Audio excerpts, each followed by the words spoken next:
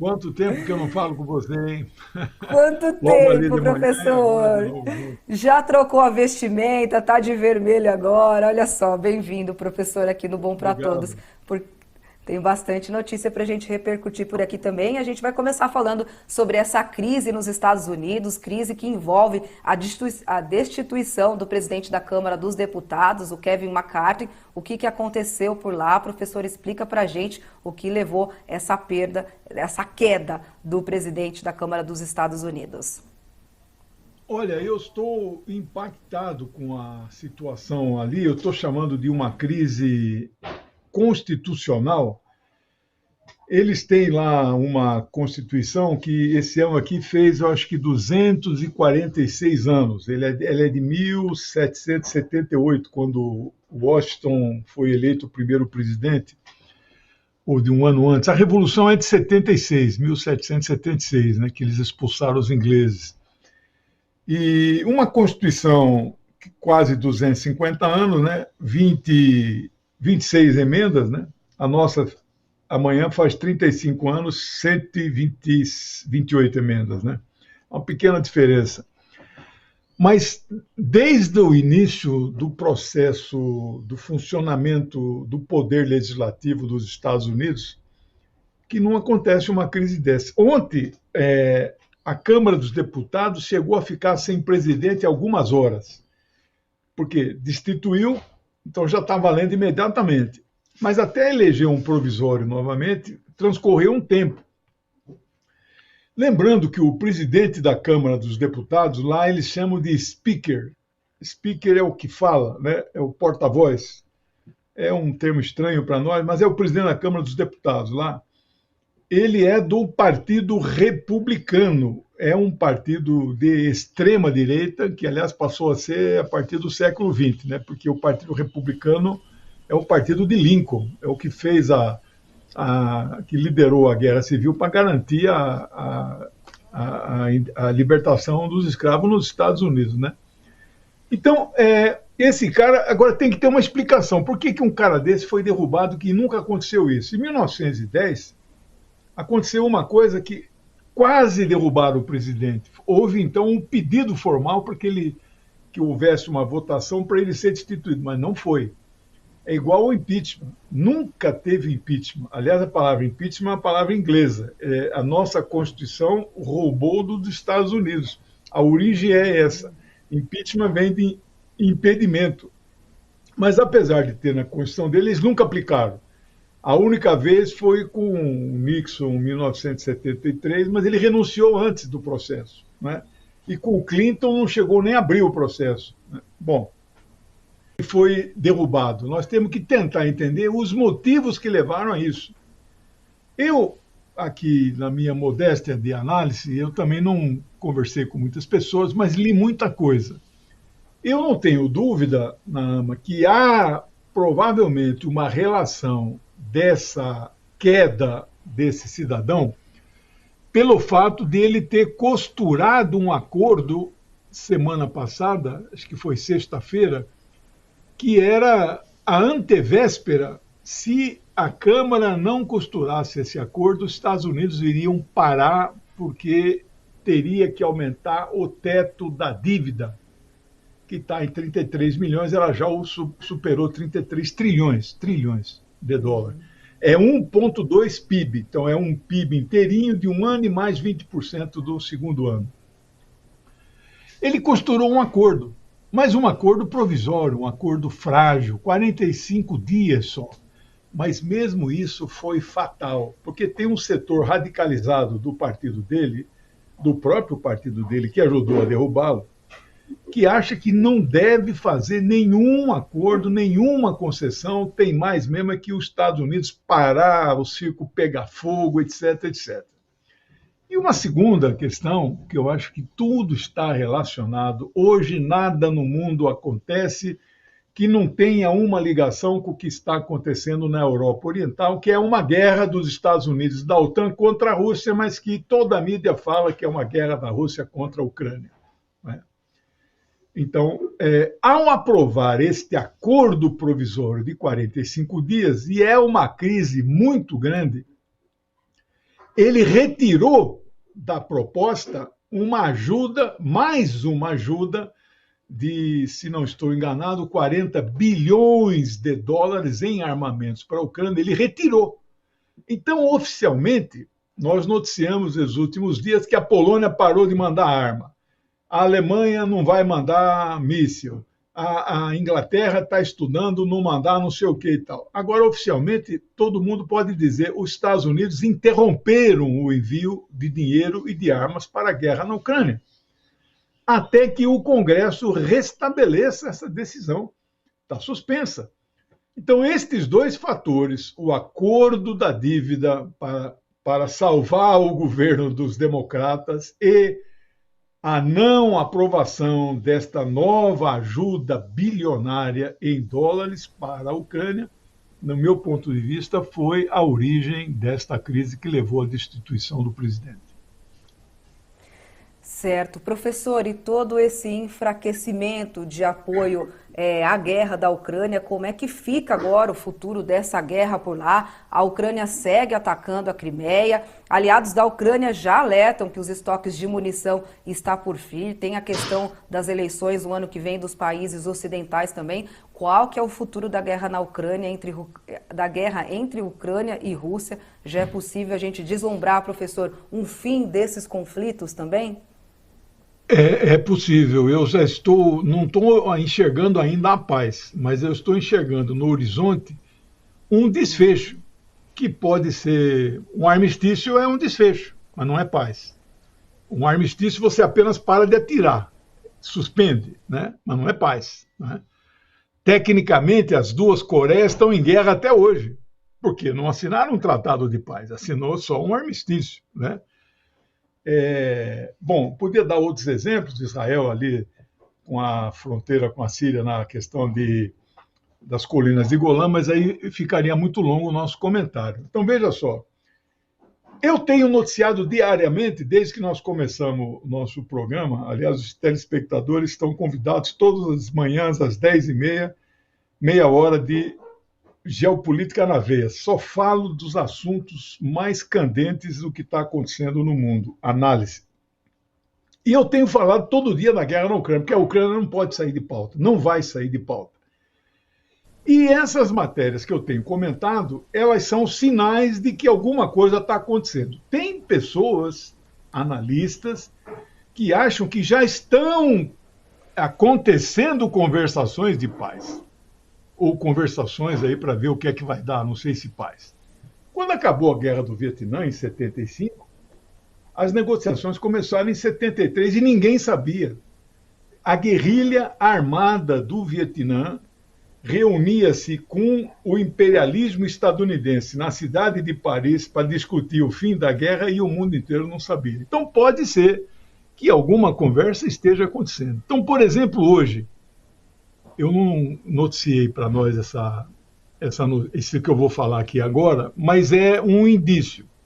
O porta-voz da Casa Branca, John Kirby, falou assim: olha, faltam poucas semanas para o início do inverno. É preciso ver como é que vai ficar essa tal da nova contraofensiva. Quem fala uma coisa dessa? Bom, primeiro que não são só 6, 8 semanas. O inverno é 21 de dezembro lá, né? Faltam bem mais. Mas por que ele viria a público para dizer, pessoal, como quem diz, resolve logo esse negócio, porque começando o inverno acabou esse negócio, né? Que vocês já estão perdendo.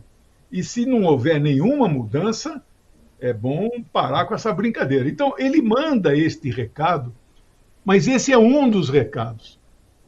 Então, uma situação ali que nós temos eu anotei hoje várias novidades que nós poderíamos trazer aqui, não é? Inclusive, o Biden deu uma declaração ontem, que também a gente fica pensando assim, a troco de que de repente ele fala uma coisa dessa. Que sabe o que ele disse ontem? A Rússia os Estados Unidos não querem se confrontar com a Rússia. Mas estão confrontando desde fevereiro do ano passado. Por que ele falou isso ontem? Não é?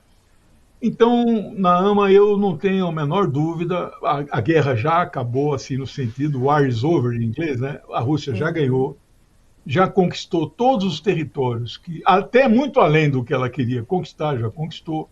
Né? A Ucrânia, ao falar agora que vai fazer uma nova contraofensiva, né, essa contraofensiva amanhã faz 120 dias, começou dia 5 de junho.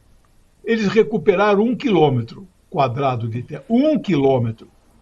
Na Segunda Guerra, quando a Alemanha tentou invadir a Rússia sofreu danos, né? Morreu muitos russos, soviéticos, né? Mas quando a Rússia reverteu, começou a empurrar a Alemanha no sentido contrário, em um mês ela chegou a entrar no terreno que não era dela, já estava dentro da Ucrânia, Polônia, 500 quilômetros em um mês. Isto é uma grande contraofensiva, né? Isto é, sim. Agora a Ucrânia é 1 km. Né? Então é um fracasso mesmo. E para concluir, vocês têm percebido que a Ucrânia tem atacado com mísseis a região da Crimeia. Crimeia é uma região que sempre foi russa, a vida inteira foi russa, tanto que desde o czarismo do século XIX tem uma base militar ali na Crimeia, uma base naval no porto de Sebastopol. Essa aí, ó, esse é o Mar Negro, essas imagens são do Mar Negro. E a Ucrânia está atacando a Crimeia. A Crimeia voltou para a Rússia em fevereiro de 14, quando eles deram o golpe lá e derrubaram o presidente Yanukovych, que era amigo da Rússia, e puseram outro que é inimigo da Rússia. E esse Poroshenko depois foi eleito Zelensky. Né? Então, de 14 para cá, a Ucrânia virou inimiga da Rússia.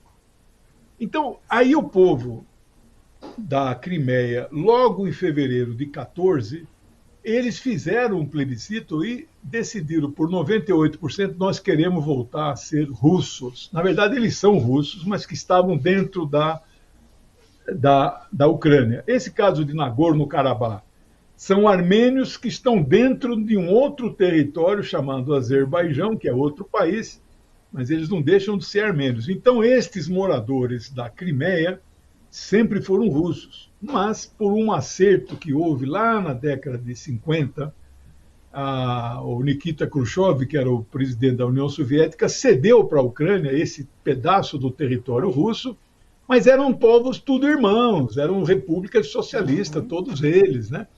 Depois que acabou o socialismo, mas a Ucrânia ficou ainda naquela região. Resultado, não só eles não estão recuperando nenhum quilômetro de terreno na região do leste, como passaram a atacar a região da Crimeia. Não precisa ser um general, um estudioso em ciências militares para concluir o seguinte: quem está em uma frente que ainda não teve resultado, não abre uma nova frente de guerra. E é o que eles estão exatamente fazendo, atacando a Rússia através de mísseis que caem exatamente ali perto desta base. Essas imagens nós estamos vendo, são exatamente esses mísseis que procuram causar danos aos navios da frota do Mar Negro. A Rússia tem 4 frotas navais, os Estados Unidos tem 7, nós temos uma só. Né? A Rússia tem 4. A mais poderosa é a que fica no Mar Negro. E agora a Ucrânia, de repente, começou a atacar essa base. O que isto mostra? Isto mostra que há uma divisão no comando estratégico daqueles planejadores da guerra, que estão lá no Departamento de Estado e estão na OTAN. Este é meu ponto de vista nesse momento, Naama.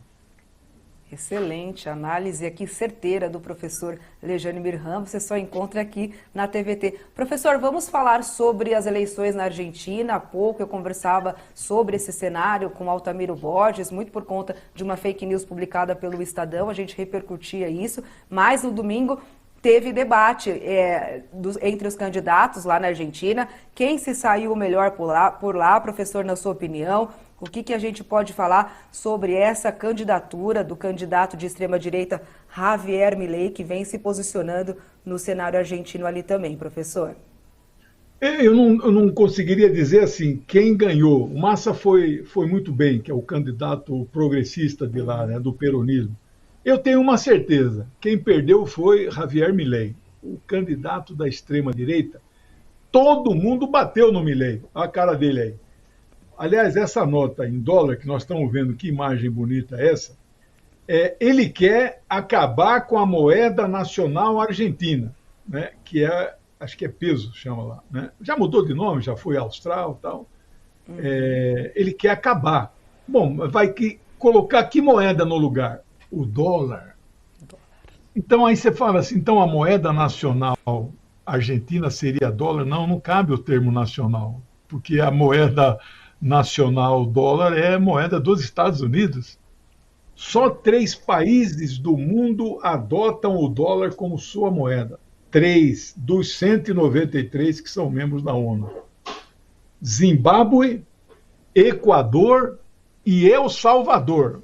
Sem desmerecer esses 3 países, então a Argentina seria o 4º e único que adotaria. A moeda é o maior exemplo da soberania de um país, porque quando você não tem moeda, quem decide sobre sua soberania é aquele outro país que imprime essa moeda. Veja o caso que nós já comentamos várias vezes no nosso programa Geopolítica em Foco, sobre o que está acontecendo lá na África, naqueles 14 países da chamada do Sahel ali, né? Da África Ocidental. Eles não têm moeda própria. Eles usam o franco. Franco era o nome da antiga moeda francesa, que a França abriu mão da sua moeda porque a Europa inteira abriu mão e criaram uma moeda única, mas isso é outra história. Aí é uma moeda nacional como se a Europa fosse um país único. Agora, esses 14 países de lá não têm autonomia, não têm dinheiro próprio, eles usam o dinheiro impresso em outro país. Então, esse Milei, alguns dizem que ele não é muito certo nós chamarmos de extrema-direita fascista. É certíssimo. Ele pode até nem saber exatamente o que é o fascismo originário lá da Itália de Mussolini, mas ele veste o figurino certinho do fascista. No debate agora, ele cometeu um deslize que foi atacado por todo mundo, inclusive pela que está em terceiro nas pesquisas, a Patrícia Burles, que é de direita, né? Ele levantou a questão que é falso que na Argentina a ditadura militar de 76 até 82 matou 30 mil. Matou só 8 mil. Ninguém sabe de onde ele tirou esse número cabalístico. Nenhuma organização de direitos humanos, nem na Argentina, nem no mundo, trabalha com 8 mil. A Argentina foi o país que mais matou os seus patriotas e a estimativa é 30 mil. Então, ele apareceu como aquilo que nós chamamos o termo revisionista da história. Ele está negando uma verdade histórica, ele está distorcendo, ele está modificando. Então, isso pegou muito mal. E quero finalizar, eu li um artigo longo de análise no jornal Página 12, que é um jornal equilibrado. O jornal Clarim é o maior da Argentina, mas esse é um jornal de direita. O Página 12 é um jornal tipo Guardian da Inglaterra, Independent da Inglaterra, um jornal equilibrado. Né? Eu li uma análise das últimas pesquisas, onde o Massa já passou o Milei. E nesta análise mostra que o Milei tem um teto, que ele não tem como crescer mais do que esse teto. Isso, para quem nós sociólogos que trabalhamos com pesquisa, nós sabemos exatamente, mas já está tão popularizado que se você falar o que é teto em uma pesquisa para qualquer pessoa, ele fala, bom, parece que é o máximo que um cara atinge. E parece que ele está chegando no seu máximo, que é em torno de 30%, 35%. E o Massa, que é o concorrente que espero que ganhe as eleições. E aí esse assunto da fake news do Estadão, você já comentou com o Miro, né? Uma barbaridade, uma coisa dessa, e fez o Milei atacar o presidente Lula, que não teve nada a ver com esse empréstimo, né? Exatamente isso, professor. Professor, e dá tempo aqui da gente falar sobre a Guatemala ainda, porque a Procuradoria-Geral de lá segue tentando anular as eleições que deram a vitória a Bernardo Arévalo por lá. A comunidade indígena iniciou uma grande greve para assegurar essa vitória e também a posse e governabilidade do governo eleito. A gente tem um golpe em curso lá na Guatemala também, professora. A Guatemala é um caso típico de repúblicas centro-americanas e sul-americanas, né, que depois de 70 anos, a última democracia que vigeu, né, na Guatemala foi em 1953. Este que foi eleito presidente da Guatemala, aí nós estamos vendo imagens bonitas sendo proclamado o resultado, onde Bernardo Arévalo, meu colega sociólogo, foi eleito legitimamente presidente da República. Não é? Este cara nasceu no exterior. Por quê? O pai dele foi presidente da... Olha lá ele falando lá. Foi presidente da República e em 53 tiveram que exilar, porque implantaram uma ditadura. Então, 70 anos se passaram na Guatemala e não tinha democracia plena. Né? Ter eleições não significa democracia plena.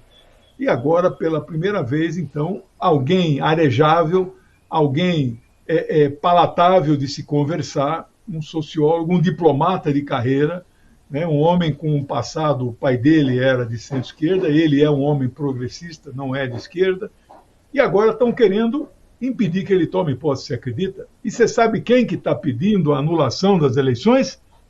A Procuradoria-Geral da República, igual aqui no Brasil, o tal do Aras aqui, que infernizou, né, a vida, defendeu o Bolsonaro e infernizou, aí, apoiou a Lava Jato, etc. Então, essa é a situação lá. Vamos torcer para que não aconteça isso. A população indígena, né, os povos originários, estão se mobilizando pela posse dele. Você veja que absurdo um povo ter que fazer greve para garantir que tome posse o seu presidente legitimamente eleito. Essa é a situação. Na Guatemala não vamos ter tempo, mas na Colômbia está acontecendo a mesma coisa. A Procuradoria-Geral da República da Colônia quer derrubar o Petro, candidato que já está governando, mas eles querem derrubar. Esse é o quadro.